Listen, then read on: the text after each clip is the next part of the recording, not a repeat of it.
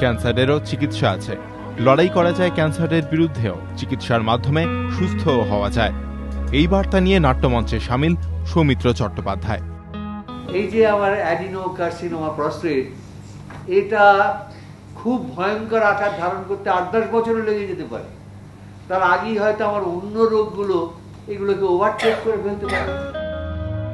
দাদা সাহেব ফালকে পুরস্কার প্রাপ্ত সৌমিত্র কয়েক বছর ধরে ক্যান্সারে আক্রান্ত, কিন্তু তাতেও বেঁচে থাকা যায়, লড়াই করা যায়।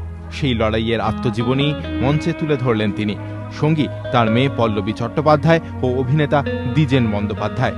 ক্যান্সার নিয়ে একটি স্বেচ্ছাসেবী সংস্থার উদ্যোগে রবিবার বিড়লা সভাঘরের এই অনুষ্ঠানে ছিল একটাই বার্তা, ক্যান্সারেরও উত্তর আছে। সেই উত্তরই খুঁজে পেয়েছেন বিশিষ্ট চর্মরোগ বিশেষজ্ঞ সন্দীপন ধর। দীর্ঘদিন লড়াইয়ের পর ক্যান্সারকে জয় করেছেন তিনিও। Cancer attacks only the strongest people on this আর্থ।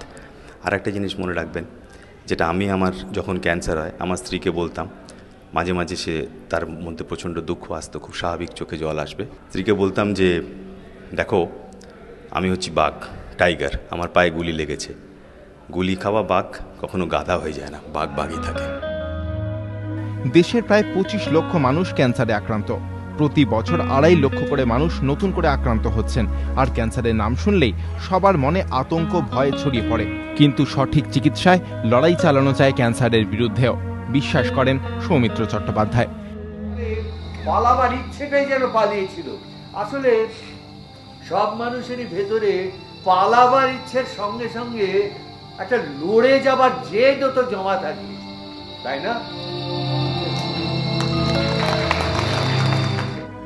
আছে বেঁচে থাকার ইচ্ছে, লড়াইয়ের ইচ্ছে।